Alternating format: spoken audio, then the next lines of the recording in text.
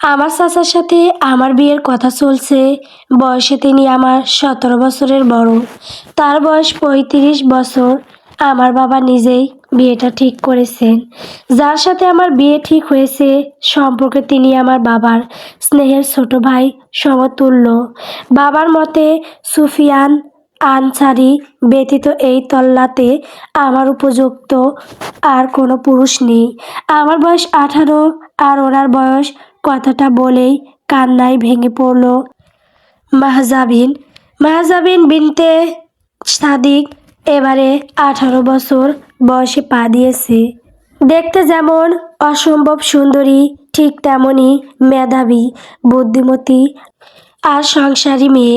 পুরো মুখশ্রীতে স্নিগ্ধতা বিরাজ করছে। যে মুখে সবসময় হাসি, আনন্দ চোখে পড়ে, সেই মুখে অস্থিরতা দৃশ্যমান। দৃষ্টিতে কোমল ভাব এবং বড় বড় মায়া জড়ানো। চোখের ঘন কালো পল্লব যেন ভেজা ঠেকছে। মাহজাবিন কাঁদছে। আনাবিয়া সম্পর্কে মাহজাবিনের চাচাতো বোন কম সুখী বেশি। মেয়েটা মাহজাবিনের হাত দুটো নিজের হাতের মুঠোয় নিল।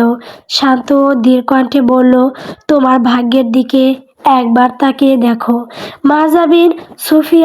সুফিয়ান আনসারী তোমার জীবনসঙ্গী হতে চলেছে। তুমি তার বয়স কেন দেখছো? তুমি তাকে দেখেছো। তোমার আফসোস দেখে আমার আফসোস হচ্ছে। মাহজাবিন, কত বোকা তুমি।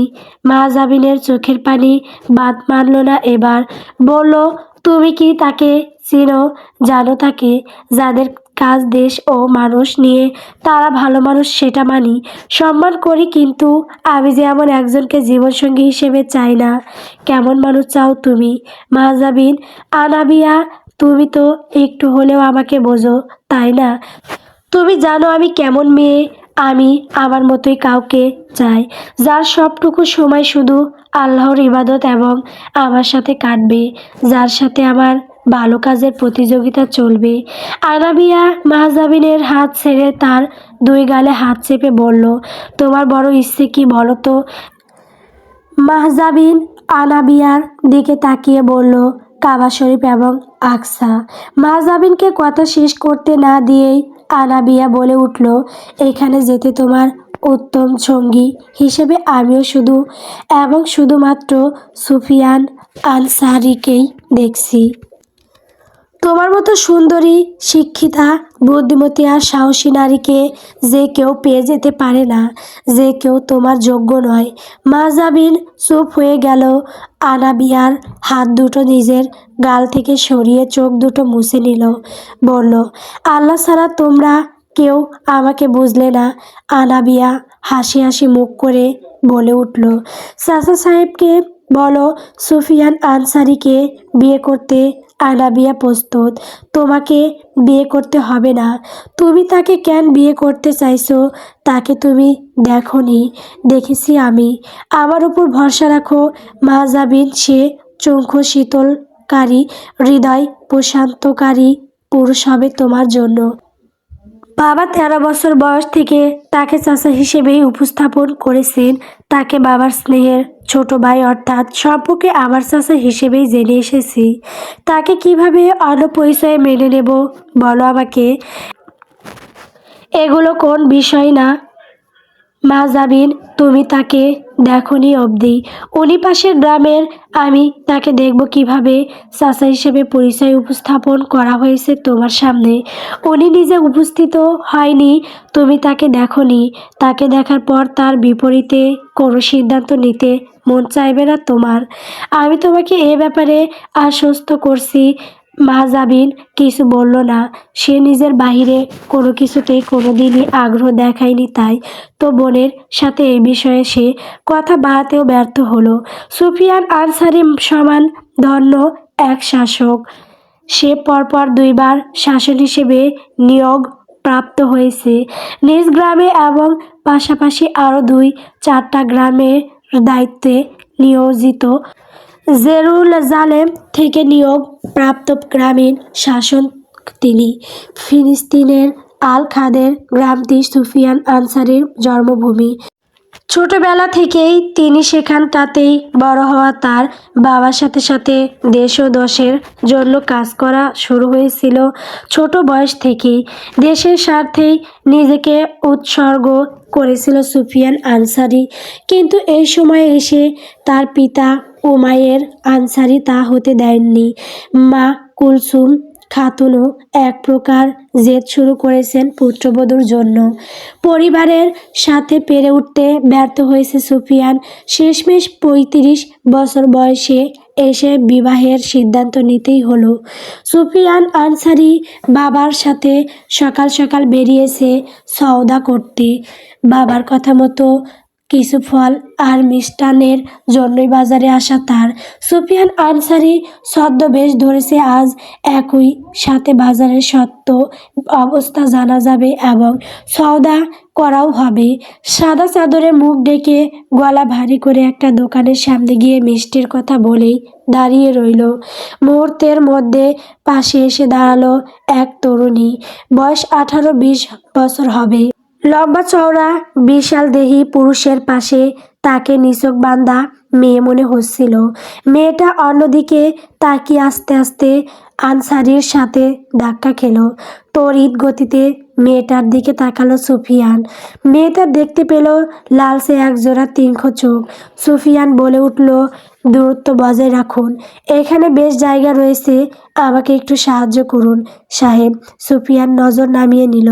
মুহূর্তের মধ্যে দুজন মাতাল যুবক এসে মেয়েটার গা ঘেঁষে দাঁড়ানোর চেষ্টা করলো। মেয়েটার অপ্রস্তুত ভঙ্গি স্পষ্ট হলো। সে সাহায্যের আশায় তাকিয়ে রইল সুফিয়ান আনসারীর হাতে।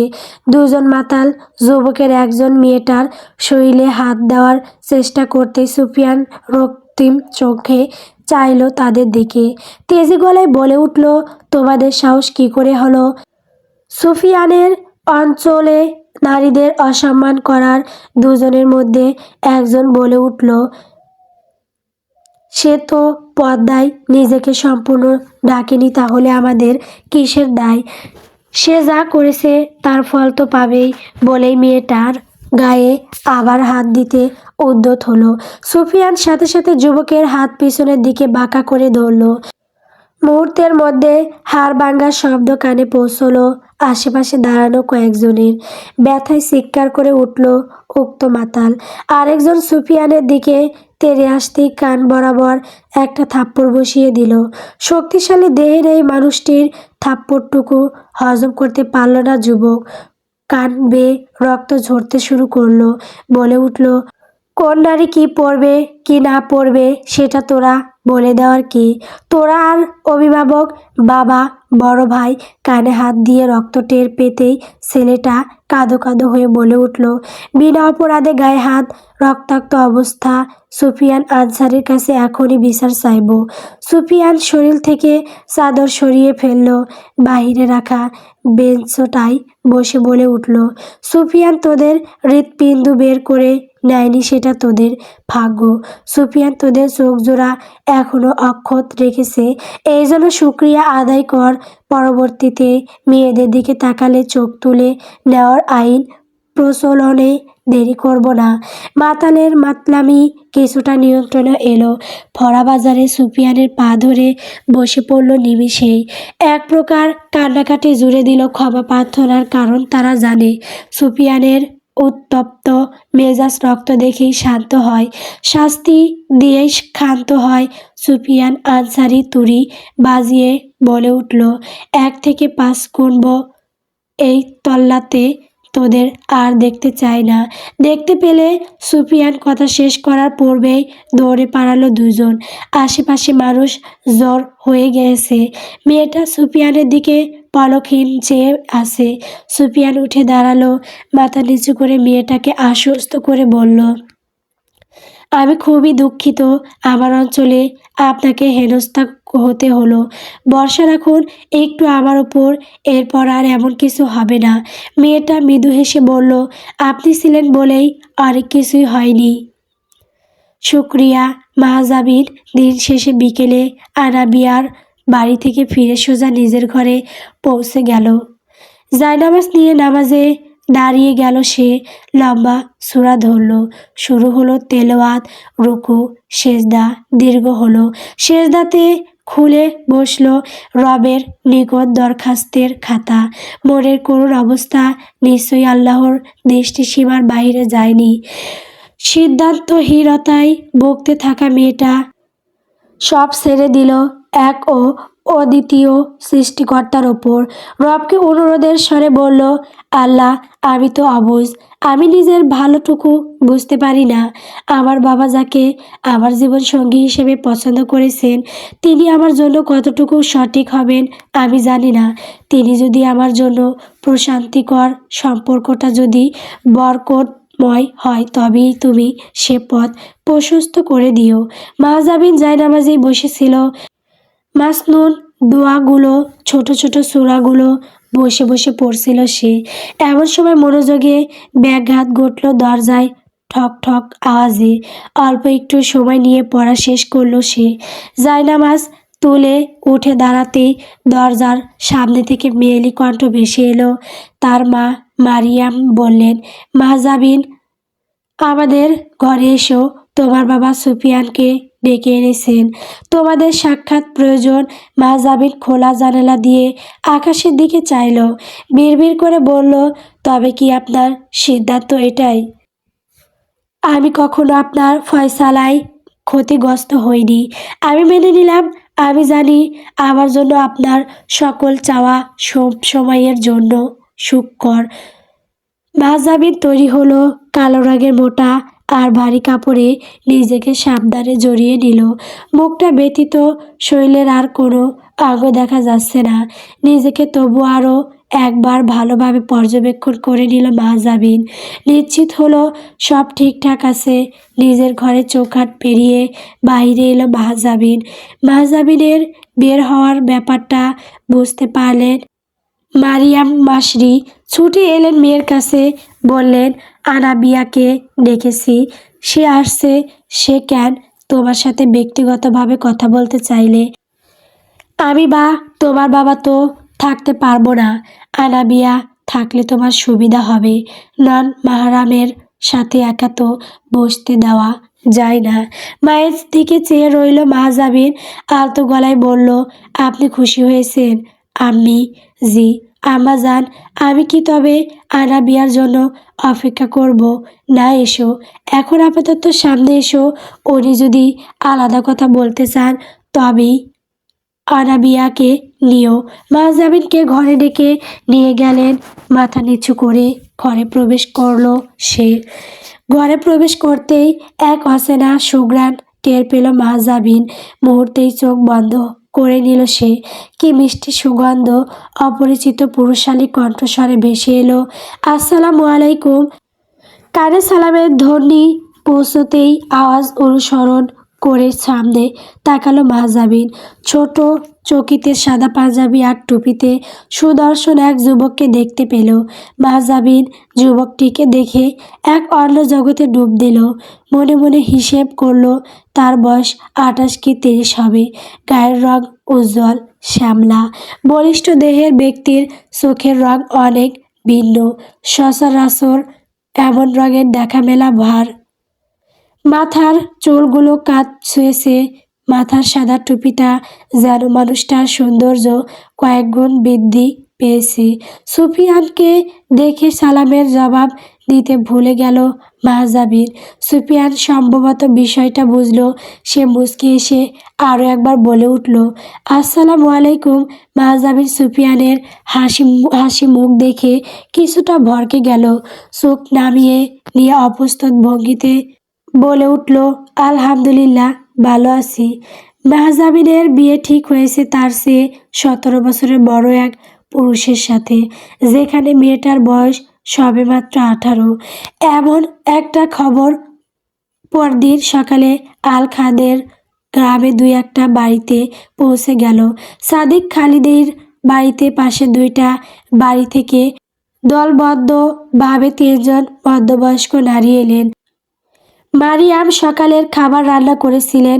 বাড়িতে তেমন কিছু না থাকায় সাদিক খালিদি বাড়ির পেছনের পালান থেকে কিছু টাটকা সবজি এনে দিয়েছেন। সেগুলোই কেটে ধুয়ে উনুনে চড়িয়েছিলেন মারিয়াম। পাশেই কুয়া থেকে পানি তুলছিল মা জাবিন।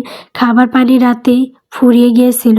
যতটুকু ছিল তা এখন মা মারিয়াম রান্নার কাজে লাগিয়েছেন। রান্নার কাজে ব্যস্ত থাকাকালীন সময়ে নিজ গহে মহিলা কণ্ঠ শুনতে পেলেন মারিয়াম। মাথার কাপড় বর্ধিত করে কপালে ফেললেন। পরপর তিনজন প্রবেশ করলো। মারিয়াম প্রতিবেশীদের সালাম দিয়ে নরম গলায় মেয়েকে ডাকলেন। জাবিন কুয়ার পাশে থেকেই জবাব দিল, জি আম্মি, মাদুর নিয়ে এসো। প্রতিবেশী খালা ফুফুরা এসেছেন। মা জাবিন পানির পাত্র তুলে রেখে একটা মাদুর দিয়ে এলো। সামনের খোলা জায়গায় মাদুর পেতে দিল নিজ হাতে। তিনজনে মারিয়ামের সাথে কুশলাদি বিনিময় করছিল। মা জাবিনকে দেখে একজন বলে উঠলেন, মা জাবিনের নিকাহর কথা চলছে শুনলাম। মারিয়াম মাহজাবিনের দিকে তাকাতেই মাহজাবিন প্রস্থান করলো। মারিয়াম হাসি হাসি মুখ করে বললেন, জি। মেয়ে বড় হয়েছে, দেশের অবস্থাও ঠিক লাগে না কিছু সময়। মেয়েটাকে ভালো একটা ঘরে ভালো একটা ছেলের সাথে নিকাহ দিতে পারলে নিশ্চিত হতে পারি। সামনে থেকে একজন বলল, আমার বোনের ছেলের কথা বলেছিলাম তোমায়, জেরুজালেমের বাসিন্দা, কত ভালো ঘর, মেয়েটাকে দিলে না? শুনলাম এখন নাকি কোন এক বুড়োর কাছে দিচ্ছ। মারিয়াম হাসল, শান্ত স্বরে বলল, আপা, আমার মেয়েটা মাশাআল্লাহ সুন্দরী, পড়াশোনায় তার ধারের কাছে কেউ নেই, সংসারী সে, তার মধ্যে সকল গুণ রয়েছে, সমস্ত গুণ বিদ্যমান। আলহামদুলিল্লাহ, আল্লাহকে রাজি খুশি করতে অক্লান্ত পরিশ্রম করে তার যোগ্য কাউকে খুঁজে পেতে হবে আমাদের। আপনার বোনের ছেলেটা তো পড়াশোনাটাও করেনি, দেখেছিলাম একবার। চাল চলন, পোশাক আশাকের সুন্নাতের লেবাসটুকু নেই, গালে দাড়ির ছিটে ফোঁটা নেই। আমার মেয়েটা আল্লাহ ভীরু কাউকে চেয়েছিল। রব বোধ হয় তার দোয়া কবুল করেছেন। আর বয়স, সেটা কোনো বিষয় না। কার সাথে বিয়ে ঠিক হয়েছে যেখানে বয়স দেখছো না তোমরা? মারিয়াম জবাব দিল, সুফিয়ান, সুফিয়ান আনসারি। তিনজন একসাথে বিস্মিত কণ্ঠে বলে উঠল, আনসারি, সুফিয়ান আনসারি। মারিয়াম হেসে মাথার উপর নিচ নাড়ল, হাসি মুখে বলল, জি, আল্লাহ চাইলে খুব তাড়াতাড়ি নিকাহ হয়ে যাবে। তাদের দুজনকেই দোয়ায় রাখবেন। আনসারি বাড়ি সকালের নাস্তার আয়োজন শেষ পর্যায়ে। সুফিয়ান সকাল সকাল কাগজ আর কালি নিয়ে বসেছে। কিছু কাজে আজ সকাল সকাল বের হতে হবে। মাকে ডেকে নাস্তার জন্য বলেছে সে কিছুক্ষণ আগেই। মাকে বলার পর কাজে মনোযোগী হলো সে। কিছুক্ষণ পরই দরজায় ঠক ঠক আওয়াজ হলো। দরজার দিকে তাকালো আনসারি। একজন 20-22 বছরের তরুণ হাতে খাবারের ডালা নিয়ে বাহিরে দাঁড়িয়ে আছে। নজর সুফিয়ানের দিকে সীমাবদ্ধ। গত রাত অবধিও তার খাবার নিয়ে অন্য কেউ আসতো। আজ অন্য কাউকে দেখতে পেল সুফিয়ান। তাকে ভেতরে আসার অনুমতি দিয়ে বলল, তুমি এখানে নতুন? জি মহাশয়। নাম কি তোমার? আবিদুর। খাবারে কি এনেছো? তাবন রুটি, জলপাই, তেল। পাশে আপনার পছন্দের লাবান। লাবান কে তৈরি করেছে? আমি। জি না মহাশয়, আমি সাহস করেছি। আপনি একবার খেয়ে দেখুন, মন্দ লাগলে আর কখনো বানাবো না। সুফিয়ান কাজ পাশে ছড়িয়ে রাখলো। খাবারের ডালা সামনে নিয়ে বসলো সে। ইশারায় পানি ঢেলে দিতে বললে ছেলেটা এসে ভিন্ন পাত্রে সুফিয়ানের হাত ধুইয়ে দিতে উদ্যত হলো। সুফিয়ান সাথে সাথে হাত সরিয়ে নিয়ে বলল, তোমাকে এসব করতে হবে না, আমার কাজগুলো আমি করতে পছন্দ করি। একটু সেবা করার সুযোগ দিন মহাশয়, সময় অনেক আছে। সবে তো এলে, এখন তুমি যেতে পারো। আমি বেরিয়ে গেলে পাত্র নিয়ে যেও। আবিদুর সম্মতি জানিয়ে প্রস্থান করলো। সুফিয়ান জলপাই তেলে তাবন রুটি ডুবিয়ে মুখে নিল। রুটি টুকরো টুকরো করে কয়েকবার জলপাই তেলেই খেয়ে নিল। এরপর পাশে রাখা লাবানে নজর গেল তার। রুটিটি মাখিয়ে মুখে নিতেই তৃপ্তিতে চোখ বন্ধ করে নিল। বন্ধ চোখের অন্ধকারে হঠাৎ করেই মাহজাবিনের চেহারা ভেসে উঠল। সাথে সাথে চোখ খুলল সুফিয়ান। বিড়বিড় করে বলে উঠল, বিবাহযোগ্য একটা মেয়ে বড্ড জ্বালানো শুরু করেছে। সুফিয়ানের মা কুলসুম খাতুন ছেলের ঘরে প্রবেশ করলেন। ছেলেকে খাবার সামনে নিয়ে অন্যমনস্ক হয়ে বসে থাকতে দেখে বললেন, খাবার সামনে নিয়ে কী ভাবছেন সুফিয়ান আনসারি? মাকে সামনে দাঁড়িয়ে হাসতে দেখতে পেল সুফিয়ান। নজর নামিয়ে নিয়ে হাতে থাকা খাবারটুকু মুখে নিয়ে বলল, খাবারটা মজা হয়েছে আলহামদুলিল্লাহ। আবিদুরকে রেখে দিন। আমি তোমার গতকালের খবর বলো। মেয়ে কেমন দেখলে সে তোমার যোগ্য? সুফিয়ান একটু সময় নিয়ে বলল, উনি মাশাআল্লাহ ভীষণই সুন্দর। কথা বলে যতটুকু বুঝেছি আমার মাঝে কমতি আছে। আমি নিজেই ওনার যোগ্য নই। আমি ওনাকে সময় নিতে বলেছি। ওনার যদি মনে হয় আমি ওনার সঙ্গী হওয়ার যোগ্য তবে আমি সত্যি কৃতজ্ঞ হব। অতিশয় ভাগ্যবান না হলে ওনাকে বিবি হিসেবে পাওয়া স্বপ্নেও সম্ভব নয়। এত কি যোগ্যতা তার যে স্বয়ং আনসারি এমন কথা বলছে। তোমরা তাকে দেখে এসো, তোমাদেরও হক রয়েছে।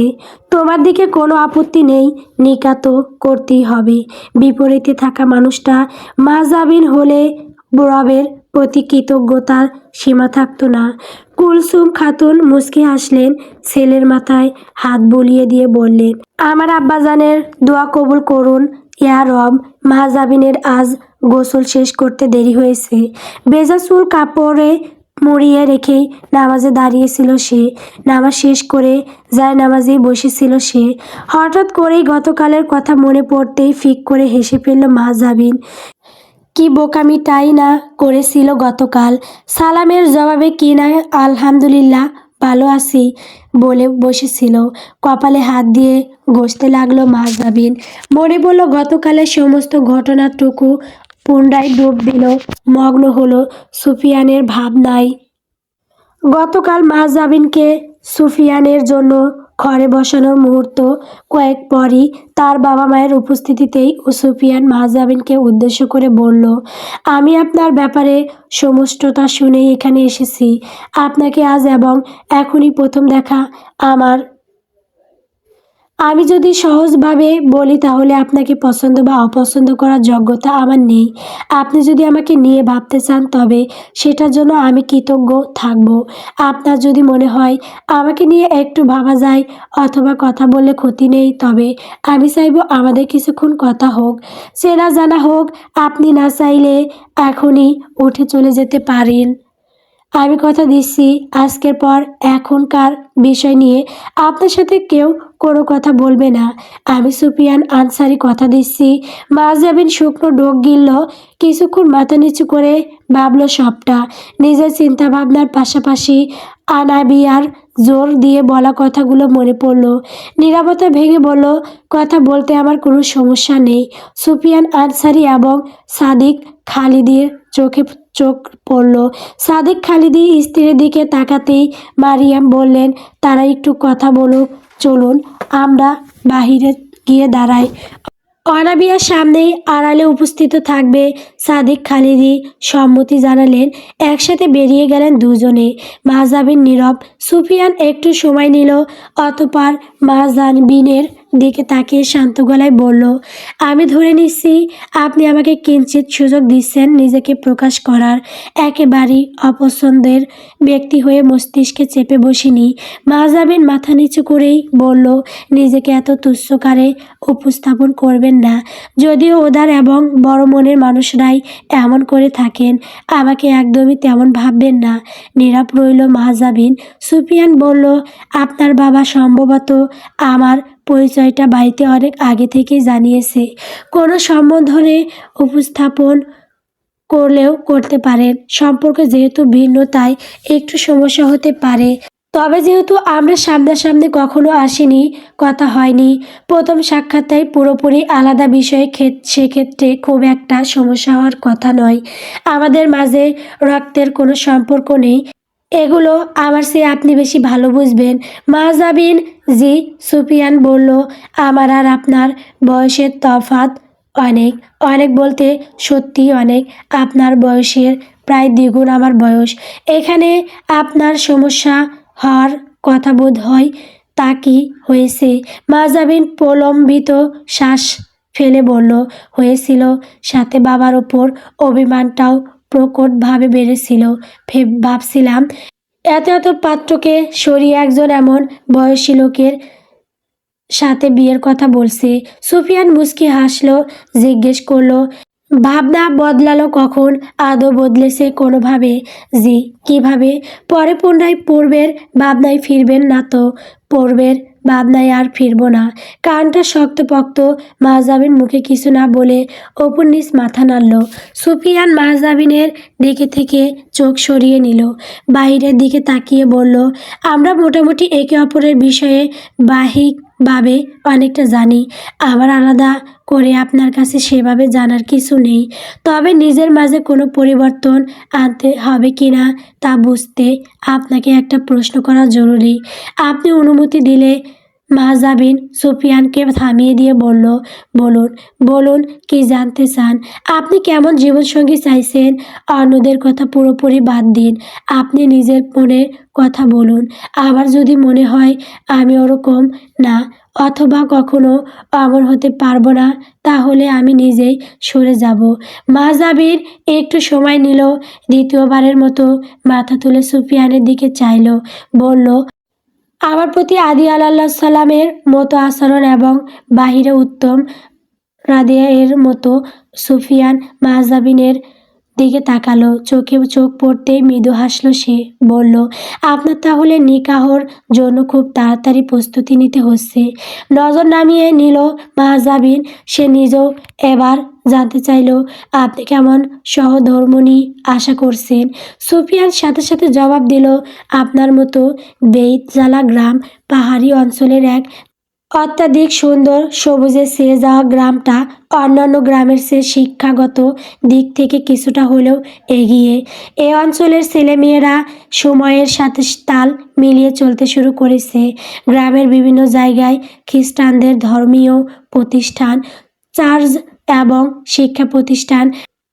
গ্রামে মুসলিমদের চেয়ে খ্রিস্টান ধর্মাবলম্বী বেশি। তবুও গ্রামের শান্তি রক্ষার জন্য অপরমহল কর্তৃত্ব একজন ভরসাযোগ্য পুরুষের নিকট ক্ষমতা হস্তান্তর করা হয়েছে। সুফিয়ান আনসারী সপ্তাহে একদিন হলেও গ্রামে বের হয়। গ্রামের হাল, মানবিক সম্পর্ক, কৃষক সব মিলিয়ে খোঁজখবর নিতে বের হতে হয় তাকে। আজও সে কারণে বের হওয়া হয়েছে তার। সাথে এসেছে সুফিয়ানের সহযোগী খালিদ মুহাম্মদ। শুধু বাইরে গ্রাম সফরে নয়, নিজ বাড়ি অথবা জেরুজালেমে গেলেই খালিদ মুহাম্মদ সাথেই যায়। আজও সাথে এসেছিল সে। খ্রিস্টান পল্লীর সম্মুখে আসতেই একটু দূরে মানুষের ছুটোছুটি দেখে দাঁড়িয়ে গেল সুফিয়ান। খালিদ মাহমুদকে বলল, খালিদ, একটু এগিয়ে গিয়ে দেখো তো কি হয়েছে। দেখে মনে হচ্ছে কোনো সমস্যায় পড়েছে তারা। জি হুজুর। সুফিয়ান আনসারীর হুকুম পেয়ে খালিদ মাহমুদ এগিয়ে গেল। সুফিয়ান উৎসুক চোখে চেয়ে রইল সামনের দিকে। কিছুক্ষণ পরই ফিরে এলো খালিদ, জানালো, হুজুর, সামনে পুকুরে পড়েছিল একটা বাচ্চা ছেলে। সবাই অনুমান করেছে মারা গিয়েছে। আত্মীয় স্বজন হাই হুতাশ করছে, কান্নাকাটি করছে। আমাকে নিয়ে চলো সামনে। সুফিয়ান সেদিকে এগিয়ে চলল। পিছু পিছু ছুটল খালিদ মুহাম্মদ। একটা বাড়ির সম্মুখ বাগে কিছু মানুষ জড় হয়েছে। মাটিতে একটা ৬-৭ বছরের ছেলেকে শোয়ানো। পাশে কান্নাকাটি করছে কয়েকজন। সুফিয়ান সামনে গিয়ে দাঁড়াতেই একজন তাকে দেখেই বলে উঠল, মুক্তার, আমাদের বাচ্চাটা। সুফিয়ান এদিক ওদিক তাকিয়ে একবার দেখল, আর এরপর কোনো কিছু না ভেবে নিচু হয়ে বসে পড়ল। সুফিয়ানের আগমনে বিয়ের পূর্বের তুলনায় বাড়ল। চারদিক থেকে স্পষ্ট অস্পষ্ট অনেক কথাই ভেসে আসছে। সুফিয়ান কারো কোনো কথায় কান দিল না। বাচ্চা ছেলেটার নাক এবং হাতের নাড়ি পরীক্ষা করলো। পাশে থেকে বাচ্চাটার মা কাঁদতে কাঁদতে বলল, আমার ছেলেটা বেঁচে নেই। মুখ তার ঈশ্বর তাকে নিয়ে গেছে। সে আর ফিরবে না, আমাকে মা বলে ডাকবে না। সুফিয়ান এক ধমকে মহিলাকে চুপ করিয়ে দিলে সবাইকে উদ্দেশ্য করে বলল, বাচ্চাটা বেঁচে আছে। আপনারা একটু জায়গাটা ফাঁকা করে দিন, নয়তো বাচ্চাটাকে নিয়ে একটু ফাঁকা জায়গায় চলুন। বাচ্চাটার বাবা মা সহ কাছের কয়েকজন বেশ অবাক হলো আনসারির কথা শুনে। তারা তো ভেবেছিল বাচ্চাটা আর নেই। বাচ্চার মাকে দোষ দেওয়া হচ্ছিল। তিনি বাচ্চাকে খেলতে দিয়ে পাশে ছাগলের জন্য ঘাস কাটছিল। ছেলেটা খেলতে খেলতে কখন এমন হয়েছে বুঝতেই পারেনি। সুফিয়ান নিজেই বাচ্চা ছেলেটাকে পাজা কোলে করে নিয়ে তুলনামূলক ফাঁকা জায়গায় নিয়ে গেল। পিছু পিছু চলল খালিদ মোহাম্মদ। সুফিয়ান এবার ছেলেটিকে বারবার ডাকতে শুরু করলো, বারবার এ পাশে ও পাশে সামনে পিছনে ঝাঁকাতে শুরু করলো। বাচ্চা ছেলেটার পুরো শরীর বারবার আনন্দিত হচ্ছে। পিছনে কিছুতে সামান্য হেলান দিয়ে বসিয়ে দেওয়া হলো, মাথায় কিঞ্চিত পিছনে এবং থুতনি সামনে এগিয়ে নিয়ে নাক চেপে ধরল সুফিয়ান। মুখ হাঁ করে এবার বারবার শ্বাস দিতে শুরু করলো। বেশ কিছু সময় কাটার পর ছেলেটা নিঃশ্বাস নিল। নজরে এলো সবার। ছেলেটার মা এবার এক চিৎকার করে ছেলেকে বুকে জড়িয়ে নিল। শব্দ করে কাঁদতে কাঁদতে সুফিয়ানকে উদ্দেশ্য করে বলে উঠল, ঈশ্বর আপনার মঙ্গল করুক, আপনি আমার ছেলেকে নতুন জীবন দিলেন।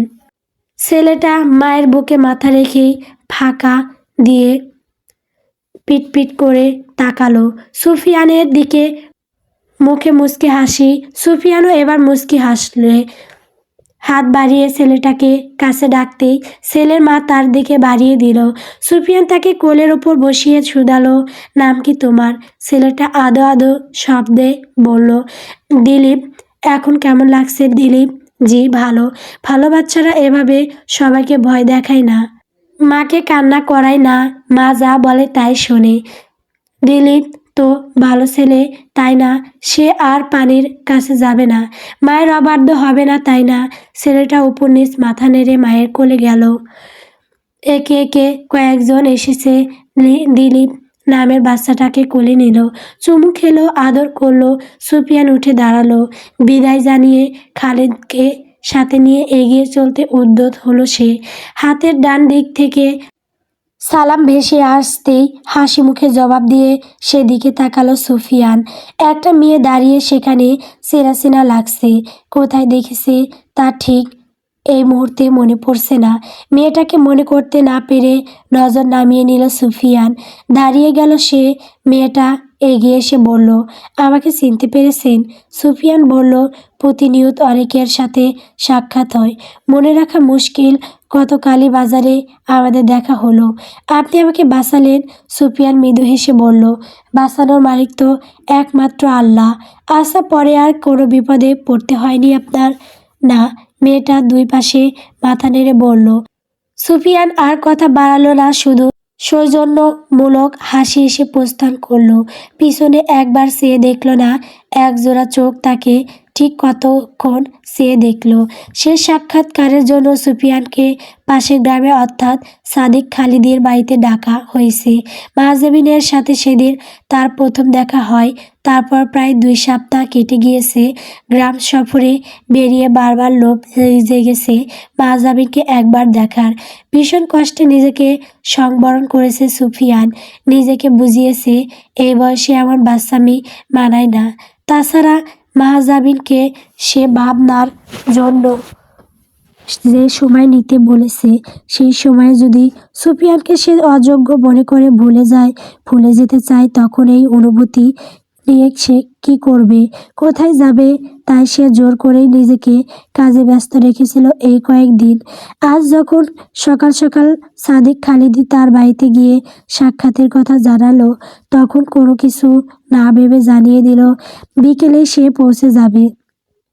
সুফিয়ান সত্যি সত্যি বিকেলে পৌঁছে গেল সাদিক খালিদির বাড়িতে। তাকে একটা ঘরে বসানো হয়েছে। ঘরের ভেতরের সবটা দেখে যতদূর অনুমান করতে পেরেছে, তাতে বুঝেছে এটা মাহজাবিনের ঘর। সুফিয়ান অনুভব করলো এখানে আজ তার হৃদস্পন্দন কিছুক্ষণ পরপর গতি হারাচ্ছে। মাহজাবিনের ঘরটা এত সুন্দর আর এত গোছালো যে এই পরিবেশে তার হৃদয় প্রশান্ত হওয়ার কথা, অথচ তার অজানা কারণেই ভয়টা মস্তিষ্ক এলোমেলো করে দিচ্ছে। বারবার প্রলম্বিত শ্বাস ফেলে নিজেকে কিছুটা ধাতস্থ করে নিল। চোখ বন্ধ করে সামলে নিতে চাইল পুরোটা, তখনই দরজার দিক থেকে মেয়েলি কণ্ঠ স্বর ভেসে এলো, আসসালামু আলাইকুম। সুফিয়ান আনসারি সেদিকে তাকালো। কালো মোটা কাপড়ে পুরো শরীর আবৃত অবস্থান মেহজাবিন প্রবেশ করলো। সালামের জবাব দিল সুফিয়ান। সামনের দিকে ইশারা করে বলল, বসুন। মাহজাবিন বসলো। গত দিনের মতো আনাবিয়া সামনের দিকে আড়ালে গিয়ে বসলো। কিছু সময় নীরবেই কেটে গেল। কেউ কোনো কথা বলল না। সুফিয়ান সেদিন কথা বলতে পারলেও আজ কি বলবে, কি বলে শুরু করবে তা বুঝে উঠতে পারছে না। এত মানুষকে সামলায় সে, অথচ আজ তার সব কিছু তালগোল পাকিয়ে যাচ্ছে। তবুও নিজের অস্বস্তি লুকিয়ে প্রশ্ন করল, কি ভাবলেন আমার ব্যাপারে? মাহজাবিন সাথে সাথে জবাব দিল, আপনার তো এতক্ষণে বুঝে ফেলার কথা। সব কথা নিজের মতো না বুঝে সরাসরি নিজ কানে শুনলে সবচেয়ে ভালো হয় না? সেদিন বললেন খুব তাড়াতাড়ি নিকাহর প্রস্তুতি নিতে। জি প্রস্তুত আপনি? এতগুলো দিন প্রস্তুতি নিলাম। সুফিয়ান মুচকি হাসল। নিজের কাছে আপনি পরিষ্কার? জি। আমি কি তবে নিকাহর ক্ষেত্রে আপনার জবা ফ্যান ধরে নেব? আপনি কি সবসময় এমনই থাকবেন? আমাকে এভাবে আপনার পছন্দ? মাহজাবিন নীরব রইল। সুফিয়ান বুঝল মৌনতা সম্মতির লক্ষণ। সে মৃদু গলায় বলল, আমাকে আপনার যেভাবে পছন্দ সেভাবেই পাবেন। মাহজাবিন কিছুক্ষণ চুপ থেকে সুফিয়ানের দিকে তাকালো। চোখে চোখ পড়তেই তাড়াতাড়ি করে অন্যদিকে তাকালো সুফিয়ান। মাহজাবিন বলল, নিকাহর পরেও কি আমাকে এভাবে গুরুত্ব দেবেন? আপনার আচরণ সর্বদা এমনই থাকবে? সুফিয়ান আলতো গলায় বলল, স্ত্রী আল্লাহর রহমত হয়ে জীবনে এলে তাকে মাথার মুকুট করে রাখতে অথবা নিজেকে তার পায়ের খড়ম হিসেবে উৎসর্গ করতে দ্বিধা বোধ করব না। গল্প সুফিয়ান আনসারি। গল্পটি কেমন হয়েছে কমেন্ট করে বলবেন। পরবর্তী পর্ব পাওয়ার জন্য অবশ্যই আমার চ্যানেলটিকে সাবস্ক্রাইব করবেন। ধন্যবাদ।